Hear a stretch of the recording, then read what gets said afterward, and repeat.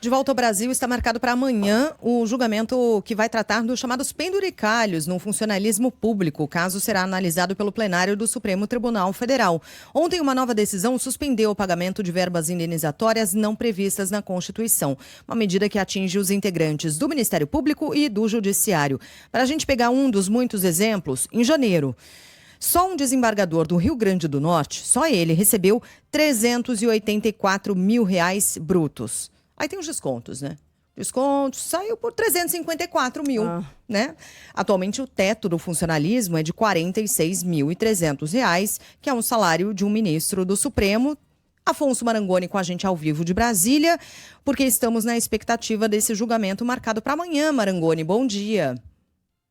É verdade, bom dia Sheila, Carla, a todos que nos acompanham. E tem uma novidade mesmo, que é essa decisão do ministro Gilmar Mendes. Ele, que é o decano da corte, também deu uma decisão determinando que verbas chamadas de caráter indenizatório, que nada mais são que os conhecidos penduricalhos, só podem ser pagos a integrantes do Poder Judiciário e do Ministério Público quando estiverem previstas em lei aprovada pelo Congresso Nacional.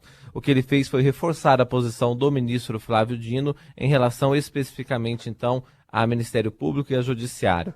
A decisão também define que o Conselho Nacional de Justiça e o Conselho Nacional do Ministério Público devem se restringir à regulamentação do que já estiver previsto em lei, porque o que está acontecendo muito são atos administrativos permitindo os penduricalhos.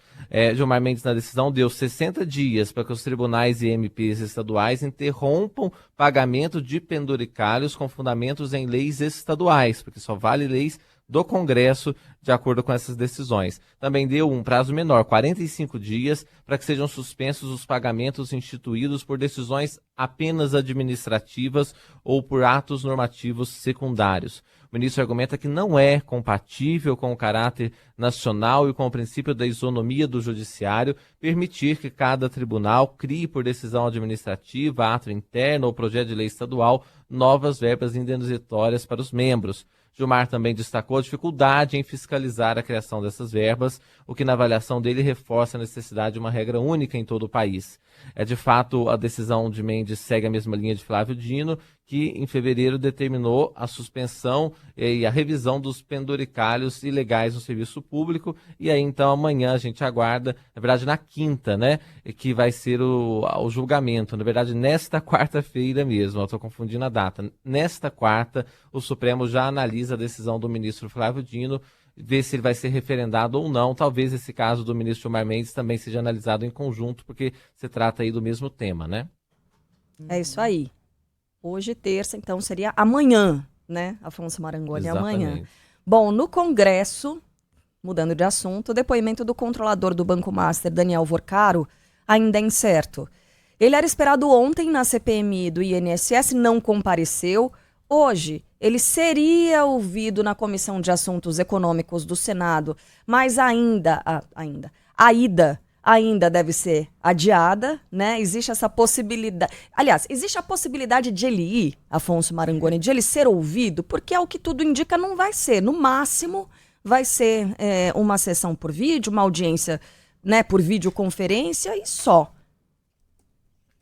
É isso, Carla. Na verdade, mesmo essa sessão por videoconferência hoje fica mais inviável, né? A Comissão de Assuntos Econômicos começa a trabalhar por volta das 10 horas da manhã e aí é que eles vão decidir como vão ouvir o Daniel Vorcaro. Agora, já é um avanço para a CAI, porque na CPMI do INSS, o Daniel Vorcaro falou que não queria ir, não foi de fato. Agora, na CAI, parece que ele está com um pouco mais de disposição em falar, está conversando diretamente com o presidente da comissão, Renan Calheiros, para tentar ajeitar ali uma melhor forma de participação. Até reside uma dúvida, né? Por que ele quer falar tanto? O que dirá Daniel Vorcaro na Comissão de Assuntos Econômicos? O fato é que ele entende que é um ambiente melhor, parece, do que a CPI, porque ele está tentando participar.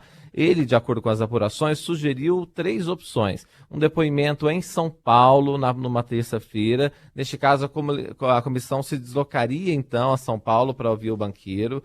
Depoimento por videoconferência também é uma possibilidade, ele então à distância, né? Ou um depoimento presencial sim na comissão, mas aí só lá provavelmente na terça-feira, dia 3. Então fica essas opções que vão ser debatidas na Comissão de Assuntos Econômicos logo mais, né? Vai ser feita ali uma votação, qual dessas opções tem apoio da maioria e se também pode aparecer aí um outro cenário possível.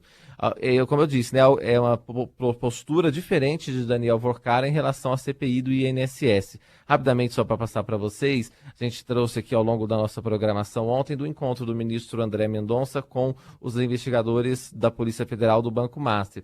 E a Secretaria de Comunicação Social do Supremo confirmou sim esta reunião, disse que ele esteve, o ministro, com delegados responsáveis pelas investigações, e o que foi tratado de acordo com o Supremo foi um relato atualizado sobre o estágio das investigações e também serviu para apresentar aí à Polícia Federal a lista de processos e desdobramentos correlatos que tramitam na Corte sobre a relatoria do ministro. Uma última informação, saiu uma reportagem hoje do jornal Folha de São Paulo, mostrando que o governo Ibanez Rocha do Distrito Federal admitiu existência de riscos na aquisição da maior parte do Banco Master pelo Banco de Brasília e defendeu que uma auditoria para avaliação dos ativos do banco só deveria acontecer depois de eventual validação do negócio. Esse documento, com a posição do governo distrital, foi obtido pela Folha e assinado pelo Procurador-Geral do Distrito Federal, Márcio de Azevedo, 6 dias depois de ele ter sido nomeado ao cargo pelo governador e uma semana antes do negócio ser barrado pelo Banco Central. O Azevedo ele virou procurador-geral aqui do DF em 20 de agosto de 2025. Até então ele atuava como consultor jurídico no gabinete de Ibanez Rocha.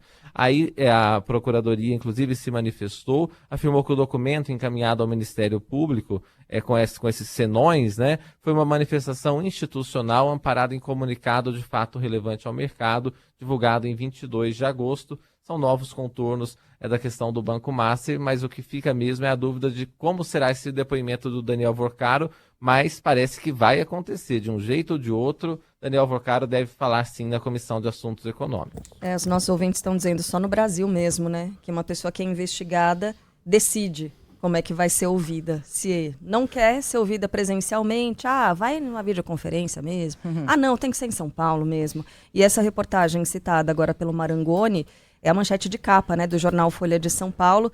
E aí a gente lembra um pouco daquela questão do desembargador e do criminoso que foi inocentado, né, no caso de estupro do cara de 35 anos a uma menina de 12 anos, né, em que há ali uma relação consensual, segundo o desembargador. Porque nesse texto aí que você citou, o Marangoni, ele diz que o Distrito Federal não nega a gravidade das considerações do Ministério Público Federal, mas, aqui ó, uma operação dessa natureza pressupõe a existência de riscos, independentemente do tamanho do risco, né, dessa negociação do Banco Master, falando aqui do governo Ibanez Rocha, que defendeu a compra da maior parte do Banco Master pelo Banco de Brasília, mesmo estando ciente dos riscos desse negócio.